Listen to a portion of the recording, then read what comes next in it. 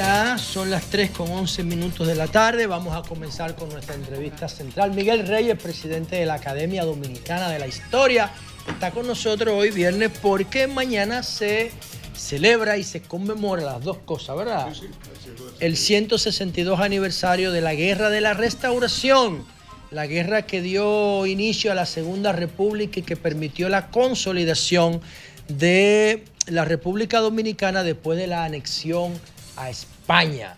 Y que mañana se conmemora, no vamos a tener día no laborable porque cae sobre el sábado, pero la efeméride histórica ahí está, ¿no? Y vamos a hablar con él. Recuerden que está en desarrollo la reunión, la cumbre entre Trump y Vladimir Putin en Alaska, o sea, Putin en territorio norteamericano, que una vez fue ruso en el 1800 y lo vendieron por $7 millones.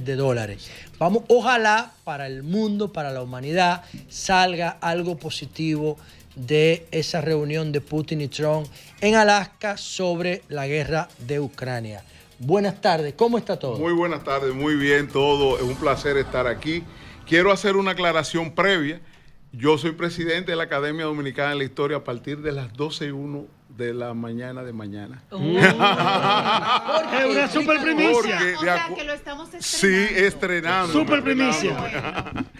Realmente lo que sucede es que la normativa, el artículo 22 de la normativa de la Academia Dominicana de la Historia, dice que la nueva directiva comienza su gestión el día 16 de agosto. Wow. Es decir, a las 12:01 de la madrugada, ya yo soy el presidente. Ya está escogido. Bueno, ya yo estoy escogido y mañana a las 12:01 ya automáticamente soy el presidente de la Academia Dominicana de la Historia. Que eso evidencia la gran importancia que le dan a esta celebración o a esta fiesta patria. Sí, totalmente. Entonces, justamente en ese tenor, muchas personas conocen de que el día 16 de agosto es un día feriado, pero no conocen posiblemente los detalles y, digamos, aspectos históricos y dan por sentado que fue una guerra, se tiraron 2 tiros y todo el mundo se fue a su casa. Y ahí todos conocemos destacados líderes dominicanos, entre ellos a Gregorio Luperón. Lógico. Y mi pregunta ¿es Gregorio Luperón tan héroe como nosotros lo percibimos o no tenemos información suficiente sobre su aporte a esa gesta histórica? Bueno, vamos a poner en contexto primero qué fue la restauración, por qué hubo una restauración. En 1861, recuerden que Santa Anna anexionó la República Dominicana a España. Cuando ocurre la anexión a España, automáticamente empiezan grupos dominicanos a protestar. Hubo una protesta en San Francisco de Macorís, hubo una protesta en Neiva, hubo varias protestas en todo el territorio nacional. Cada vez que se iba a izar la bandera española y se bajaba la dominicana, por ejemplo, en San Francisco de Macorís fue el primer altercado. Escúchenme, no hemos llegado a Capotillo, estamos en el 61, por favor. 1861, lo que generó la anexión. Estamos hablando San Francisco de Macorís en el mismo 1861, a 5 días de la anexión a España, cuando fueron a izar la bandera española, protestaron todos los grupos y hubo una revuelta grandísima en San Francisco de Macorís. No permitieron que subieran la bandera española. De ahí en adelante fueron surgiendo muchas protestas, hasta que incluso en ese periodo, antes de llegar al 63, fusilaron a Francisco del Rosario Sánchez. ¿Por qué razón? Por eso mismo, por protestar en contra de la anexión a España. Exactamente, son una serie de hechos. Francisco del Rosario Sánchez es héroe y mártir. Héroe y mártir, ambas cosas a la vez. Por eso es que cuando hablábamos de por qué 3 padres de la patria, todos expusimos que por eso que Sánchez. Bueno, después vamos a aclarar lo de los padres de la patria, porque ahí hay otra situación. Sí, hay otra situación. Lo que quiero hablar es de Gregorio Luperón. Bueno, tenemos que llegar al grito de Capotillo, el 16 de agosto de 1863, y ahí inició formalmente la guerra para la restauración de la República. Hay un contexto que no solo parece ser, según mi apreciación, que no solamente el izamiento de la bandera española después de la anexión genera el grito de Capotillo y el liderazgo de Santiago Rodríguez y todo eso, Benito Monción. Dice Juan Bosch, está en entrevistas audiovisuales ahí, que el 80% de los dominicanos, cuando Trujillo llegó al poder, andaban descalzos. Y que por eso él decide... rehabilitar la empresa. Trujillo decide rehabilitar la empresa que él contrataba como jefe del ejército para que le hiciera zapatos. Los zapatos a los militares, exactamente. Así es así. 70 años después más. Exactamente. Entonces, el contexto. Estamos hablando de que si en el 1930 el 80% de la población andaba descalza. Que Trujillo emitió un decreto para meter preso a todo el que anduviera descalzo. En la ciudad de Santo Domingo, en la ciudad de Trujillo. Para que le compraran los zapatos. Así mismo. Entonces, también cuenta la historia de que el gobierno español impuso altos impuestos aquí al tabaco, a las exportaciones. No solamente era el tema de la dominicanidad, sino que había una pobreza extrema. Pero entonces, para complementar lo que tú dices, hay otros historiadores, sobre todo en los libros de textos anteriores que utilizábamos los que íbamos a la escuela hace unos años. Lógico. Por ejemplo, se explicaba, y es bueno que usted lo aclare, que es el historiador, que además de lo que José señala, mucho de la inconformidad, si existe el término aplicable aquí, de los dominicanos era que, por ejemplo, el clero que era dominicano fue sustituido por el clero español. Lógico. Y hay algo que me llamó muchísimo la atención de todo eso que uno conoce históricamente, y es que cuando los españoles vienen durante la anexión, se dan cuenta de que el pueblo dominicano ya no era tan de piel tan clara como lo había dejado. No, eran oscuros. Como lo había dejado en el periodo de la España boba, y que con ese, digamos, color más oscuro, entonces de algún modo los dominicanos de ese momento, que eran más oscuros, se sentían discriminados, y que eso también motivó o elevó el resentimiento en contra. Sería bueno que usted lo aclare, porque vamos a aclarar algunas cosas. Lo primero es realmente, como dice, ya la tez había cambiado, eran criollos, era la mezcla de negros, de personas que vivían en el territorio de la parte española de la isla, que ya era República Dominicana, que se habían ligado con otras nacionalidades. 22 años de ocupación haitiana, incluso. Y cuenta Fran Moyapón en su libro de texto que realmente es un factor importante para esa restauración fue el color de la piel, tal y como dice. Gente que entendían que si España se mantenía lo iba a esclavizar. Y esa fue una de las razones principales para pelear y sacar a los españoles. En ese libro al que me refiero decía que uno de los mensajes, el libro donde estudiábamos en la escuela, de la historia dominicana, de primero, segundo, tercero y el de Fran Moya Pons, de primaria. Lo que pasa es que lo que fuimos a la escuela de verdad y leímos, no se nos olvida la clase. Entonces, en ese mismo libro,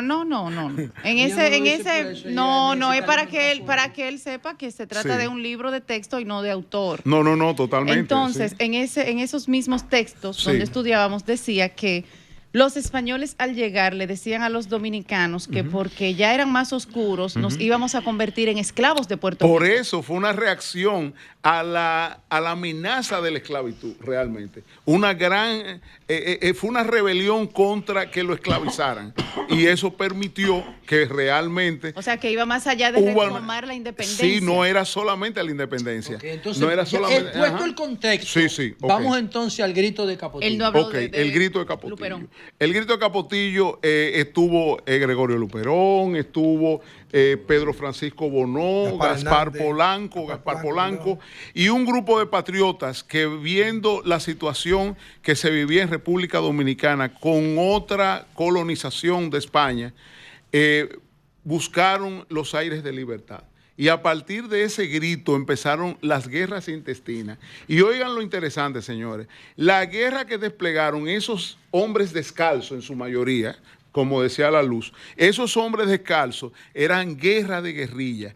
Como conocían el terreno, se metían detrás de las matas, acostados en un río, y los sorprendían. Y ganaban. No, eso es posterior. Sí. Incluso, señores, ya que usted mencionó a Mella, déjeme decirle, cuando yo estaba en China, me dice el ministro de Relaciones Exteriores, que lo voy a visitar, porque yo estudié en China asuntos de Asia-Pacífico en la Universidad de Tancán. Mire, ¿te parece un yo voy donde el ministro, que nos va a recibir por la graduación, muy cortésmente, y nos dice, ¿usted es el dominicano? Yo sí, yo soy el dominicano. Dice, ¿usted sabe que Ho Chi Minh usaba y Mao Zedong la guerra de guerrilla del manual escrito por el prócer de ustedes, Ramón Matías Mella? Wow. Impresionante. Yo lo escribí en el Listín Diario. Yo lo escribí con detalles. Y después de Máximo Gómez lo usó en Cuba. En Cuba, exactamente. Claro. No, pero lo un detalle Mella primero que todo el mundo. Mella. Vicepresidente de la República. ¿Cuál era la estrategia de Mella? El manual, ¿qué decía? Explicaba con detalle a las fuerzas restauradoras cómo trabajar para vencer a las fuerzas formales de sí, pero en guerra de guerrilla, ejemplo, si hay que tirar piedra en un sitio, es a pedra que le vamos a caer. ¿Cómo se escondían? ¿Cómo si hay que esconderse detrás de las matas y ser para ganar. Entonces, y hacer una transformación. El de Máximo Gómez era el de Máximo Gómez era no, es posterior. Yo digo, eran estrategias distintas, era dividir la tropa. Dividir las tropas para que entraran por atrás. Miguel, pero entonces, no. Miguel, entonces Ho Chi Minh lo que hizo fue una dualidad con el arte de Sun Tzu de la guerra y con lo de Mella. Así sorprendía a las tropas en el momento en que llegaba. Entonces, ahí que solo José se quedó en el grito de Capotello y me gustaría que al final se responda la parte de Gregorio Luperón, porque hay muchos jóvenes que no valoran lo que Luperón hizo. Exactamente. Realmente, señores, Gregorio Luperón encabezó lo que era el movimiento de la restauración. Fue el líder con mayor vigencia. Incluso se ha tratado en muchos momentos de considerar a Luperón como un padre de la patria. Claro, incluso, como el verdadero padre. Incluso déjeme contarle algo. Yo trabajaba en protocolo de Palacio por muchos años. Ahí te conocí yo a ti. Y una vez, así mismo, y una vez llegó una carta del profesor Juan Bosch. Que yo veo esta carta. ¿Recuerda el año? Estamos hablando año 1989 o antes, 88. Y esa carta, cuando yo la vi, yo dije, yo le voy a sacar una copia y tengo mi copia. ¿Cómo va a ser? ¿Qué sucede? En esa carta, Juan Bosch le proponía al presidente Balaguer que se declarara a Gregorio Luperón como padre de la patria, señor. Wow. Yo tengo una copia de esa carta. Tengo una copia de esa carta y valoraba las razones. Las razones era que era una de los principales líderes militares que real y efectivamente defendió la nación dominicana y que logró conciliar a su alrededor todos aquellos líderes militares de la época para hacer la restauración del país. Mira, hay dos cosas. Sí, cómo no. Hay dos cosas. Dígame, don Fafa. En el himno nacional se habla de que si este país fuera 1000 veces esclava, otra tanta ser libre sabrá. Y eso traduce que aquí predominaba la idea de la autonomía, no importara lo que... Así es. Excelente. Y por eso la reacción.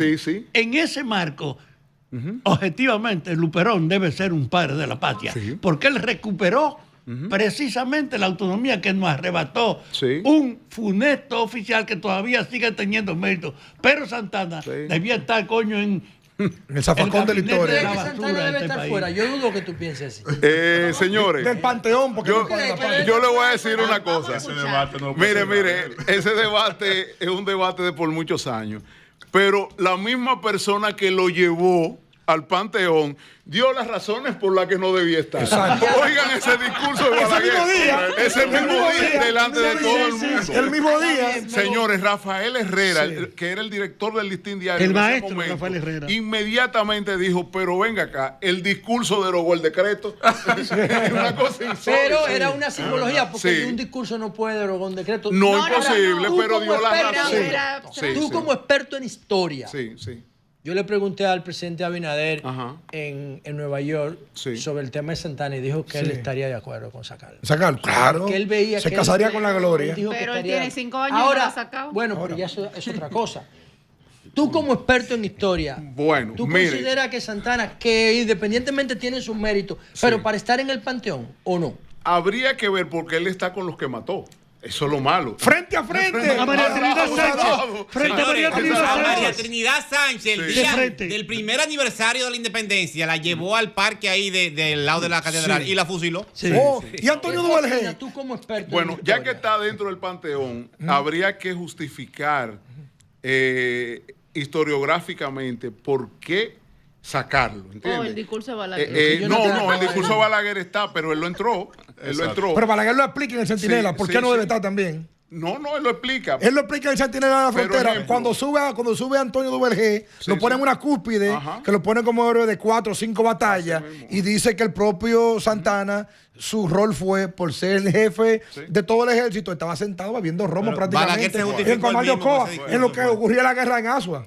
Balaguer quiso decir, nosotros los criminales también tenemos derecho a la historia. Privilegio tenerle a usted aquí. Gracias, Víctor. Sobre todo el placer es mío con todos estos brillantes comunicadores. Así es. Don Miguel, aunque podamos matizar el factor del personaje Santana, el origen de la restauración, cuando se da la independencia, después de la autodeterminación, el siguiente paso en términos diplomáticos es el reconocimiento internacional. Exacto. Consolidada la independencia en el territorio, tuvimos el rechazo de Estados Unidos, de distintas coronas, hasta que posteriormente el propio Santana consigue que la corona española entonces asuma a condición de una anexión que era algo que se estilaba.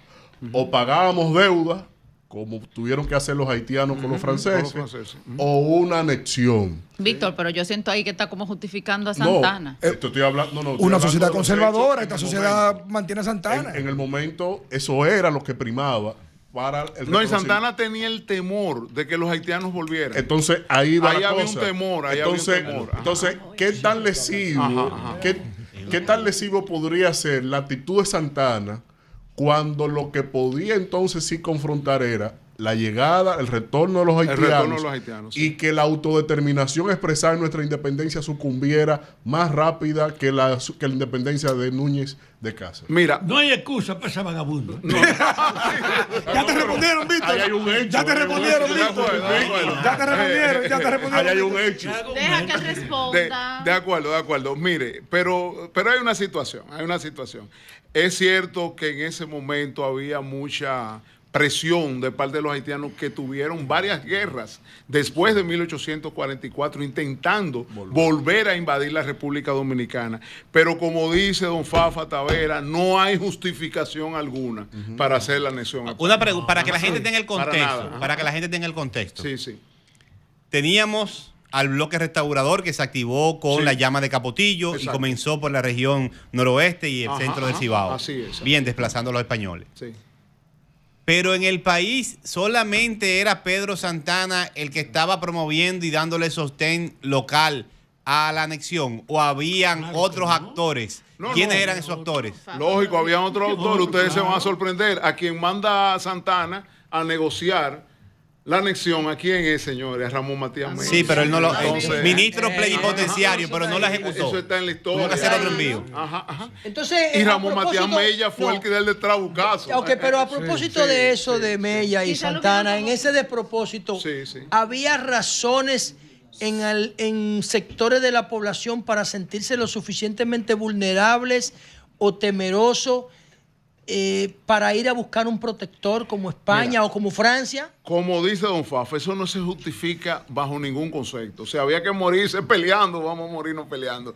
Pero realmente había mucho miedo en la población. ¿Por qué? Porque los haitianos entraban de vez en cuando. Y había guerras intestinas. Entraban de vez en cuando. Hubo 4 guerras después de la independencia. 4 guerras entre la independencia y la restauración. Y la restauración. Fuera de las entre la batallas. Independencia y la anexión. Y la anexión. Exacto. 4 en menos de 20 años. En menos de 20 años. Pero ¿cómo 4? ¿Refiriéndose a la batalla del 30 de marzo y 19 de marzo o a otras? En otras guerras. nos trataban de invadir. Porque batallas fueron 17 o 19, sí, ¿no? fueron batallas pequeñas. No, pero hay batallas grandes. Podemos citar, por ejemplo, el Memiso, Cachimán, la de Bánica, el 14, la de Santiago. Sí, pero tú me estás mezclando guerras de antes de la independencia con guerra. No. Esa fue después. La insurrección del 57, del 57, 55, y esas son también todas son del sur en su mayoría y son después de 1940. Después del 27. Después del 27 de febrero fueron todas ellas. Pero eran muy cercanas a la fecha, ¿entiendes? Muy cercanas. Después una pregunta que se hace mucha gente. Un periodo largo. Una pregunta que se hace 10 años, 11 años. Una pregunta que se hace muchas personas. ¿Dónde estaba Duarte cuando la restauración? ¿Y qué hacía? Bueno, Duarte en principio... ¿Qué rol jugó? En principio estaba en el país, pero luego lo sacaron, lo expulsaron. Lo expulsaron en los mismos días que iniciaron los procesos revolucionarios del grito de Capotillo. Duarte vuelve, para agregarle, Duarte vuelve de Venezuela de inmediato y va al gobierno restaurador en Santiago. Y se pone a la disposición. ¿Qué pasa? Hay un periódico que circulaba aquí, que se escribía, se publicaba en Cuba, y comenzó una instigación en contra de Duarte, que quería buscar protagonismo. Entonces Duarte, lo que llega a un acuerdo es, y lo envían a buscar armas y apoyo a Venezuela, y se va de nuevo. Yo quiero primero destacar la presencia de Miguel, una persona que respeto, una persona de historia. No para vanagloriarme, pero yo soy miembro de Cámara del Instituto Antillanista Gregorio Luperón, que dirige mi compadre General Zorrilla. Y debe ser un aporte. No solamente la parte militar y bélica de Gregorio Luperón. Señores, en el año 1879, Víctor Hugo, el más admirado de los franceses de todos los tiempos, reconoció junto a un grupo de intelectuales a Gregorio Luperón, declarándolo presidente de los Reales Salvadores del Sena y presidente de los Reales Salvadores de Francia. ¿Por qué? Porque ellos veían en Luperón un hombre que había enfrentado el ejército más imponente de su tiempo y lo había doblegado. Es decir, Gregorio Luperón contertulió muchas veces con Víctor Hugo, con esos grandes cerebros de Europa y de Francia. Entonces yo creo que Miguel me diga, Miguel, yo soy luperoniano por dos influencias, Peña Gómez y mi compadre General Zorrilla Osuna. Para mí en lo personal, Zorrilla Osuna es un gran promotor de claro, ¿no? Todos los prietos estamos inclinados en este país porque Luperón nos representa. Oye, Zorrilla Osuna para mí es una reencarnación moderna, guardando la instancia de Zorrilla en lo físico y lo militar. Ahora bien, yo quiero una pregunta. ¿De quién? Yo quiero preguntar. Ahora pregunta. No de físico. No responda.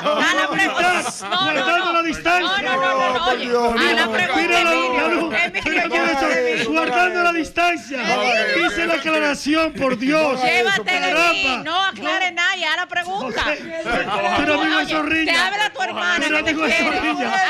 No, lo que pasa es que yo no. A la pregunta. No te metas medio. Zorrilla Osuna no te va a agradecer. Miguel, yo entiendo que Luperón tiene la grandeza histórica, epopeica de Duarte, Sánchez y Mella, para que sea declarado cuarto padre de la patria. El día que yo no me ría, aquí me voy. Estoy de acuerdo totalmente con lo que ha declarado. Y con los Zorrilla Luperón está de acuerdo también. ¡No! Ahí lo dañó el hombre. Compadre, no quiero ya. Los aniversarios de la restauración, discutíamos fuera del aire que si sacamos nuestros micrófonos a las calles, la mayoría de los dominicanos no tienen la menor idea de lo que nosotros estamos hablando. Se interesan por este tema porque mañana y el domingo vuelven a su normalidad. No, y no se interesan en el tema, se interesan en el día feriado. Él que es un experto en historia, antes de pasar a otros temas. No, y que va a ser el jefe del y va a ser el presidente de la Academia de la Historia.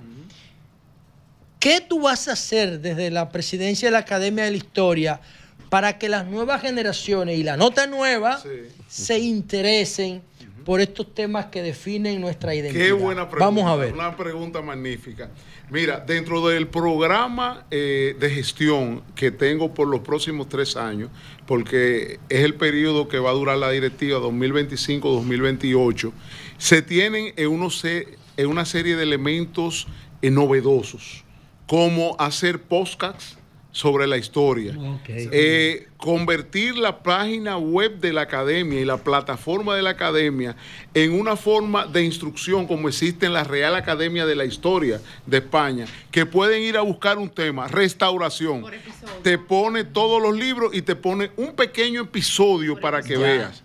Se van a hacer videos de diferentes acontecimientos históricos para pasarlo en toda la televisión nacional, gratuitamente, y que los muchachos lo vean, mandárselo a las escuelas, encartes en los periódicos. José, Ejemplo, juegos que tú cada vez que haya un aniversario, tratar de poner un encarte en todos los periódicos. ¿Qué presupuesto nacionales. tiene la academia? Es muy bajo, es muy bajo. El gobierno nos ayuda con un poco más de 2 millones aproximadamente mensual, pero tenemos apoyo vamos a tener apoyo, porque en este momento no lo tenemos todo todavía, de las más grandes empresas. Tú puedes hacer alianzas estratégicas con el Ministerio de Cultura, con el Ministerio de Educación. Pero no solo con los ministerios, no solamente con gobierno, sino con los grandes empresarios dominicanos, los periódicos digitales. Oye, una cosa que tienen ustedes, el logro de la conciencia de autonomía. Así es. Hay que medirlo por haberse... España era el principal país de Europa que tenía presencia en el continente, pues tenía una hegemonía. Lógico, tenía una hegemonía. 2 intervenciones militares de Estados Unidos. Así es. Además de Haití. Es decir, este país le ha costado su autonomía. Y hay que estimular el conocimiento de la historia, tal y como usted lo dice. Así es, así es. Por todos los medios, y más para todos esos jóvenes que van creciendo, las nuevas generaciones, que a veces no se enfocan y ni tienen tiempo para ponerse a leer un libro. Claro. Hay que mandárselo por cápsulas, constantemente, televisivas, en las redes, en internet, por todos los lados, que vean qué es la historia nacional. Ahora, una recomendación. Toma en cuenta los compromisos históricos de las personas. Aquí debiera haber una línea que diga, estos son los responsables de la sumisión, que incluye incluso a los responsables de las 2 intervenciones americanas en el país. Porque hay que saber la vagabundería que fue la intervención del 65. Ese otro tema. Es un tema que hay que cortar. Esto es una sociedad conservadora. Históricamente lo ha sido así, por eso Luperón... Por eso Santana está en el Panteón. Si no fuera una sociedad liberal, ese difunto no estuviese en ese lugar. Pero entonces, los mismos santanistas que hoy persisten... Perdón, y además, recuerda algo. En la capilla del palacio se sigue llamando San Rafael. En honor a Trujillo. Sí. No digan que en honor a Trujillo hay un santo que se llama Rafael. Nadie la quita. ¿Es Rafael? Hay un santo que se llama Rafael. Nadie la quita. El PLD duró 20 años y no se atrevió no a quitarla ni a cambiarle el nombre. Porque si es San Rafael, ¿qué hacemos con San Rafael? Con el santo. ¿Pero por qué no le ponen santo? ¿Qué hacemos con el santo? ¿Por qué no? ¿Por qué no? Porque esa es una jurisdicción eclesial y eso es un tema que trabaja la arquidiócesis. Continúo con mi pregunta. Pero ustedes mismos hablaron aquí anterior de que la iglesia manda y que ahora van a de color de blanco los funcionarios. Entonces, como es una sociedad conservadora, los santanistas en la República Dominicana señalan o citan de que Gregorio Luperón no era del todo dominicano, que era de procedencia haitiana y que su apellido real era Duperón. ¿Qué de cierto tiene esa falacia? Oye, como lo estoy diciendo para que vean. ¿Qué de cierto tiene esa falacia de los santanistas conservadores que hoy persisten? Yo no lo dudo. La sociedad dominicana, en su mayoría, cogemos más de 100 apellidos de los que están aquí dominicanizados. Son de origen haitiano, porque éramos los que teníamos y con quienes hacíamos la alianza y el mestizaje. Pero es la práctica de ellos decisivo. Sí, así es. Pero realmente teníamos una sociedad con una ocupación de 22 años. Eso dejó su huella. Eso dejó su huella incluso hasta en las descendencias del país. Cogemos 50, 100 apellidos de los más brillantes del país y son provenientes de origen haitiano. Incluyendo los apellidos de gente rica. De mucha gente. De mucha. Debido a la ocupación. Démoslo ahí. Miguel, debido a la ocupación de 22 años. Exacto. Dejó su huella. Y hubo un mestizaje, exactamente, en la isla. Así es. ¿Tenemos una llamada telefónica ahí? Sí. Antes, no, o sea. General Zorrilla. El general Zorrilla sí, historiador el Luperón del siglo XXI. Sí. ¿Cómo así? No. Adelante, general, buenas tardes. Buenas tardes. Aquí estamos, general, hablando del 162 aniversario de la restauración, un tema que usted conoce muy bien. Bueno, me place saludar a ese gran amigo José Lalú, Emilio Ángeles, a todo el elenco del Sol de la Tarde, mi gran amigo Fafa Tavera, y sobre todo al presidente de la Academia Dominicana de la Historia, que es importante, qué orgulloso me siento con todos los planes que tiene para educar a la sociedad dominicana. Mañana se celebra el 162 aniversario del inicio de la guerra. Duró 2 años. Ojo, 162 aniversario donde se instala en Capotillo, donde está hoy en el monumento a los héroes de la restauración, la bandera nacional, confeccionada por el sastre Humberto Berzán. Se instala la bandera, se inicia la guerra.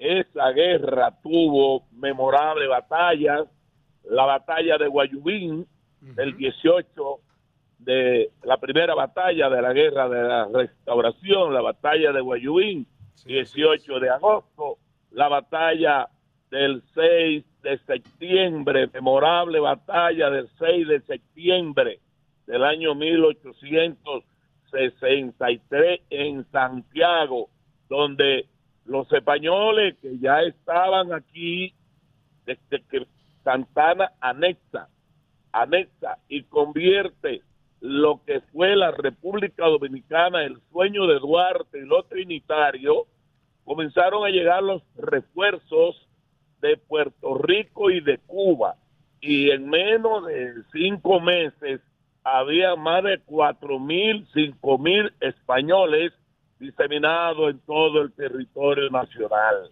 Bueno, esa memorable batalla de Santiago, donde el estratega número 1 fue un general de la Primera República, el general Gaspar Polanco, donde tuvo el bautismo de sangre, esa gloria nacional, el general Gregorio Luperón, y tuvieron todos los demás restauradores luchando para derrotar a los españoles e instalar el 14 de septiembre el gobierno restaurador, gobierno provisorio en Santiago de los Caballeros. Para mala suerte, tocó dirigir el primer gobierno en armas, gobierno provisorio, a Pepillo Salcedo. Pepillo Salcedo tenía relaciones de amistad con Buenaventura Báez. Precisamente todas esas contradicciones que tuvo Pepillo Salcedo durante el desarrollo de la guerra trajo como consecuencia su asesinato en el año 1864, donde Gaspar Polanco fue la figura que entendía que Pepillo Salcedo estaba traicionando el pensamiento de los restauradores. Bueno, fueron varias las batallas. No podemos dejar de mencionar la memorable batalla del 29 de septiembre de ese mismo año en Arroyo Bermejo, donde el general Santana, con más de 2.500 hombres, entre españoles y dominicanos, no pudo cruzar el Sillón de la Viuda, las estribaciones de la cordillera, entiéndase, entre Monteplata y Cotuí, porque ahí se enfrentó con el general Gregorio Luperón, que hizo un esfuerzo descomunal para vencerlo en Arroyo Bermejo. Efemérides Patria siempre celebra en Don Juan los 29 de septiembre como un día muy importante de la guerra de la Restauración. General, usted como historiador militar y político, ¿considera que Santana debe permanecer en el panteón o debe estar fuera? Buena pregunta. Tú verás ahora. Bueno, hay un historiador, periodista, que escribió un libro en honor a Pedro Santana, Euclides Morillo, titulado Gloria y Repudio.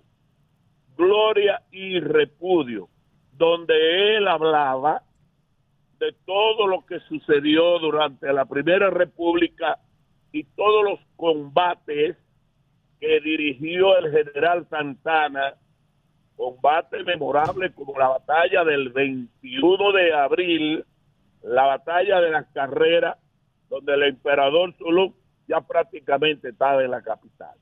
Yo siempre he dicho que él tuvo luces y tuvo sombras, y entiendo que por lo que los líderes se recuerdan como terminan, no como comienzan. Él tuvo gloria durante la Primera República, pero hizo un mal negocio, como dijo el doctor Joaquín Balaguer en memoria de un cortesano. Él traicionó la patria con la anexión. En ese sentido, entiendo que él jamás debió haber llevado a Pedro Santana al Panteón de la Paz. Bueno, general, muchas gracias. Ahí está su posición. Muchas gracias. Después lo vamos a tener físicamente en el estudio otra vez, de verdad, y valoramos su aporte histórico a este tema del 162 aniversario de la restauración. General Zorrilla, Luperón moderno. Bien. Ay, Dios mío, Señor Jesús, Padre amado. Señores, miren, le preguntábamos a Miguel Reyes que cuál era el presupuesto de la Academia de la Historia para promover la historia de manera diferente entre las nuevas generaciones. Yo quiero presentarle algo a ustedes, toda la audiencia, pero sobre todo a ti, Miguel. Esto es gratuito, lo que yo le voy a mostrar ahora. Es gratuito. Esto está hecho totalmente con inteligencia artificial. Yo no conozco el autor, porque el autor no sale en cámara. No sale en cámara, solamente aparece el contenido. Yo sé que en el inicio él se define Abraham Almonte RD, pero no está hablando él. Creo que esa voz de él está construida con Eleven Labs. No sé. Pero son aplicaciones que tienen formato gratuito. Y si son de pago, no pasan de $20 por mes. Vamos a ver esto hecho con inteligencia artificial para que ustedes conozcan nuevos formatos de promover la historia para que a los nativos digitales las pueda consumir. Vamos a verlo. El año es 1491. En las costas de una isla paradisíaca, un niño taíno juega en la arena dorada mientras su madre teje una hamaca de algodón. Su padre regresa de pescar, cargando un canasto lleno de peces multicolores. La abuela cuenta historias ancestrales mientras prepara el casabe para la cena. Esta familia no sabe que en menos de un año su mundo cambiará para siempre. Antes de las carabelas, antes del acero y la cruz, antes de que los libros de historia escribieran la palabra descubrimiento. José, me acaban de informar que Abraham Almonte tiene 21 años. Mira, yo no lo conozco. Qué bien. 21 años. Es un joven que trabaja con Aura Heredia. Yo no lo conozco, pero yo estoy promoviendo su trabajo porque ese es el futuro. Y eso es primitivo. Bueno, eso está hecho sin recursos. Yo necesito hablar con ese joven. No, claro que dile, al que te escribió, dile que te mande el número para que lo contrate. Invitamos aquí. No, que él lo va a contratar, no le quiten esa chiripe. Recuérdense que dijimos que había un acontecimiento en desarrollo, ¿verdad? Sí. Ya se está siguiendo en vivo la reunión entre Donald Trump y Vladimir Putin en Alaska, y esto es lo que se ha dado. Así es. Primero, se hizo una un saludo coreografiado, obviamente, entre el equipo de Putin y el equipo de Trump. Protocolo. Sí, en el aeropuerto.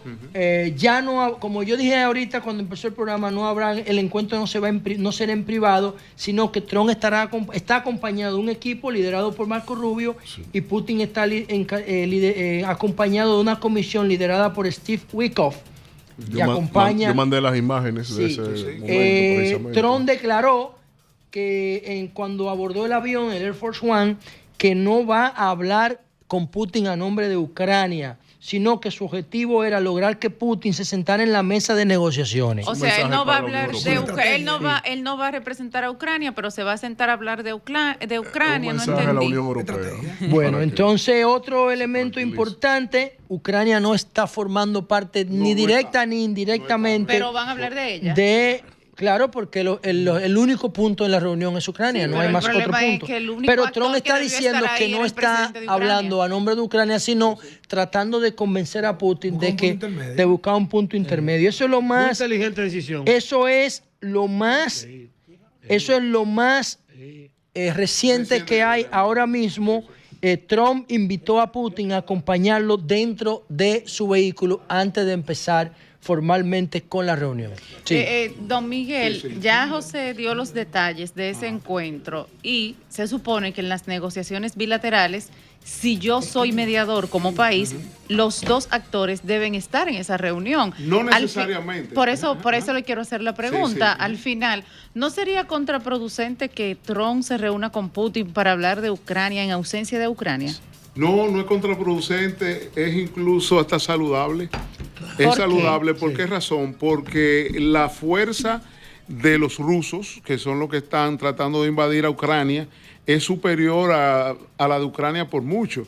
Y Estados Unidos es el paralelo en fuerza. No, y el principal financista de la guerra. Y el principal financista de la guerra en pro de Ucrania. ¿Se pudiera comparar eso con la crisis de los misiles, donde Kennedy y Nikita Khrushchev negociaron la crisis de los misiles sin Fidel? Sí, parece muchísimo.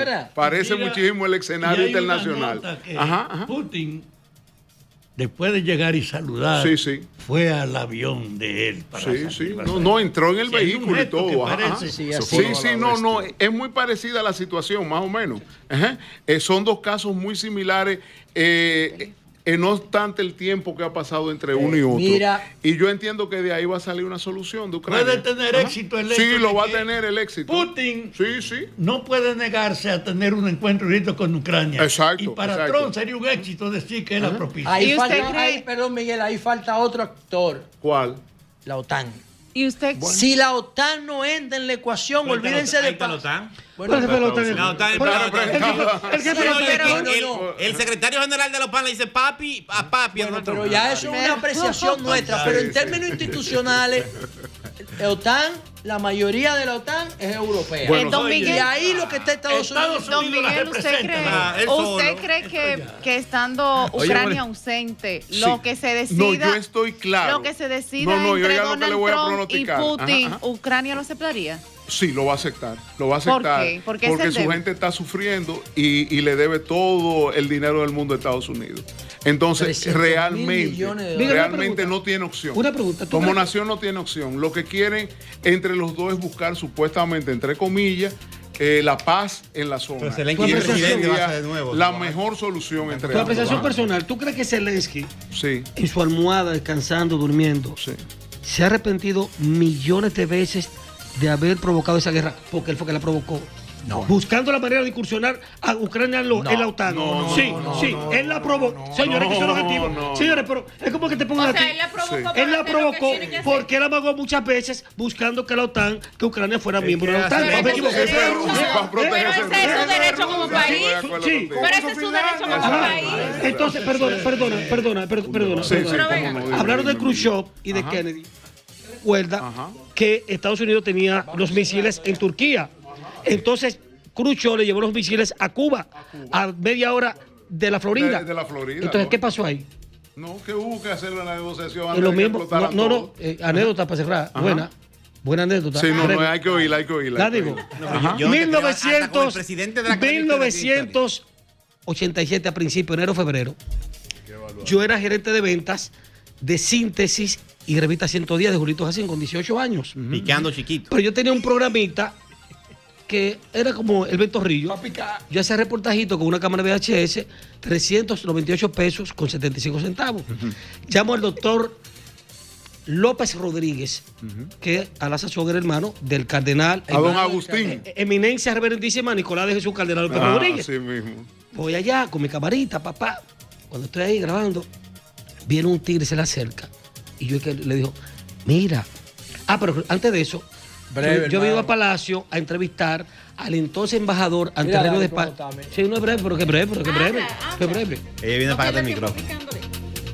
Ha ido a visitar al Palacio para entrevistar a Antonio Saglul, que era embajador de República Dominicana ante el Reino de España. ¿Recuerdas? Así es. Y el doctor Jacín me envió allá, lo entrevisto. Ahí yo conozco a Miguel. Luego entrevisté a entonces Minú Torres, que era secretaria administrativa. Y mi amiga de toda la vida. Me introducía. Me hago amigo de Miguel, un chamaquito joven, con su hijo, del barrio. Ok. Cuando estoy ahí, que se le acerca ese decán militar y le dice a López Rodríguez, mira, así, ese hermano de Ángeles Suárez, un prófugo de la justicia dominicana, mi hermano Ángeles Suárez, que había sido ministro de Agricultura con Jorge Blanco. Yo sé. El tipo es así y se pone, se encoleriza. ¿Y quién lo recomendó usted? Dios mío. A Miguel Reyes, el de protocolo. El tigre, había unos teléfonos que él marcó y lo puso en speaker. Tum, tum, tum, tum. Tú no te recuerdas eso, pero te lo en el alma. Y llama a Miguel. Mira, Miguel, aquí hay un opositor, hermano de un prófugo de la justicia, que dice que usted lo envió, que dice que... Y dice, ¿cómo se llama? ¿Cómo se llama? Emilio Ángeles. Dice Miguel, no, doctor.